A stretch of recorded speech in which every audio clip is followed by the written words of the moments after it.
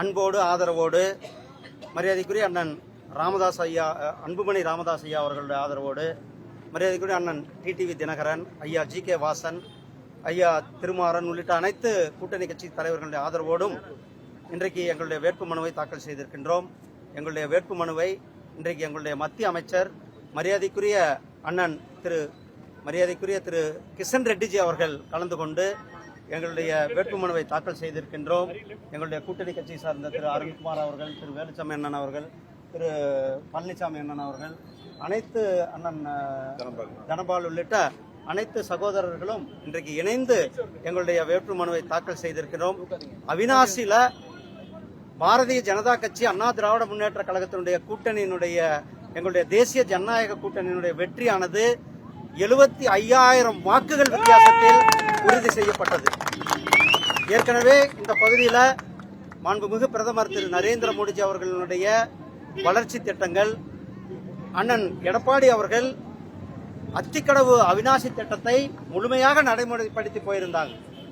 ஆனால் திமுக அரசாங்கம் வந்த பிறகு அந்த திட்டத்தை கடந்த 5 ஆண்டுகளாக அப்படியே கிடப்பில் போட்டிருக்கிறார்கள்.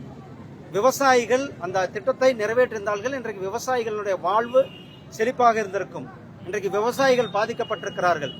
அதே போல இந்த பகுதியில் கரண்ட் பில், எலக்ட்ரிசிட்டி பில்லு 5,000 ரூபா சின்ன ஒரு யூனிட் பே பண்ணிட்டு இருந்தவங்க இன்னைக்கு 50,000 ரூபா கரண்ட் பில் பே பண்ணி கொண்டு இருக்கிறார்கள். 3,000 பே பண்ணிட்டு கொண்டிருந்த ஒரு சின்ன சாதாரண எம்எஸ்எம்இ யூனிட்கள் இன்றைக்கு 30,000 கரண்ட் பில் பே பண்ணி கொண்டு இருக்கிறாங்க. இதெல்லாம் திமுக ஆட்சியில் கடந்த 5 ஆண்டுகளில் மக்கள் திமுக அரசாங்கத்தின் மேல ஒரு மிகப்பெரிய கோபத்தில் இருந்து கொண்டு இருக்கிறார்கள். மின் கட்டண உயர்வு, சொத்து வரி உயர்வு, பதிவு கட்டண உயர்வு, இப்படி எந்த பக்கம் போனாலும் கூட சொத்து வரி வரி வரி வரி என்று மக்கள் தலைமையில ஒரு மிகப்பெரிய வரி சுமையை உயர்த்தி இருக்கிறார்கள்.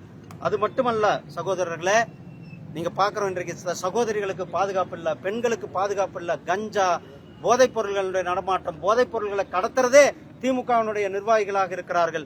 இப்படி இதெல்லாம் ஒரு பக்கம் இருக்கிறது.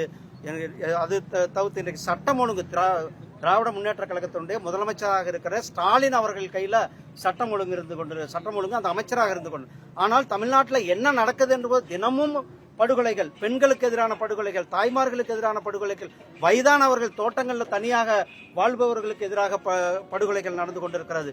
திமுக அரசாங்கம் ஒன்று செய்திருக்கிறார்கள். அவர்கள் வளர்த்ததெல்லாம் அவர்களுடைய குடும்பத்தினுடைய வளமையை வளர்த்திருக்கிறார்கள்.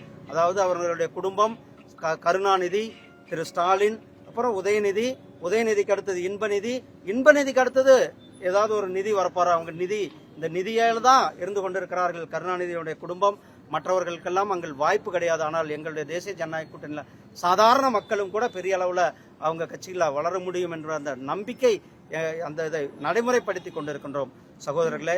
அது மட்டுமல்ல, இன்றைக்கு இந்த ஆட்சியினுடைய, திமுக ஆட்சியினுடைய கொடுங்கோல் ஆட்சியில மக்களுடைய சொல்லன மாளாத துயரங்களை அவர்கள் அனுபவித்துக் கொண்டிருக்கிறார்கள். எங்களுடைய இலக்கு, லட்சியம் எல்லாமே இந்த அவிநாசி பகுதியை நாம் மேலும் வளர்ச்சியடைந்த பகுதியாக ஆக்க வேண்டும். சேவூர் பகுதியில் இருக்கிற வேர்க்கடலைகளுக்கு அவர்களுக்கு அந்த ஜியோடேக் கொடுப்பதற்கான அனைத்து நடவடிக்கை எடுக்கப்படும். இன்றைக்கு பார்க்குறோம் அனைத்து பகுதிகளிலுமே கூட நம்மளுடைய தேசிய ஹைவேக்களினுடைய வளர்ச்சி, இங்கே இருக்கிற ஆஸ்பத்திரியினுடைய டெவலப்மெண்ட் அவங்க பெரிய அளவில் பண்ணணும். ஏன்னா 11 மெடிக்கல் காலேஜ் ஒரே வருடத்தில் கொடுத்தது நம்மளுடைய தேசிய ஜனநாயக கூட்டணி தான் நம்ம கொடுத்துருக்குறோம். அதையும் நம்ம டெவலப் பண்ணி கொடுப்போம். இந்த மக்களினுடைய அன்றாட அடிப்படை தேவைகளை நிறைவேற்றுவதில் நாங்கள் கவனம் கொடுப்போம். எங்களுக்கு இன்றைக்கு மரியாதைக்குரிய அண்ணன் திரு கிஷன் ரெட்டிஜி அவர்கள் வந்திருக்கிறாங்க. அவங்க உங்க இடத்துல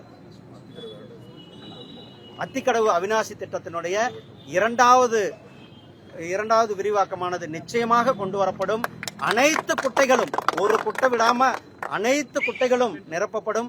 அதனால விவசாயிகளுடைய வாழ்வு மேம்படும், குடிதண்ணீர் பிரச்சனை தீரும். பிரதமருடைய ஜல்ஜீவன் மிஷன் திட்டத்தின் கீழே அனைத்து வீடுகளுக்குமே பைப் மூலியமாக கனெக்ஷன் நாம தண்ணி கொடுப்போம்.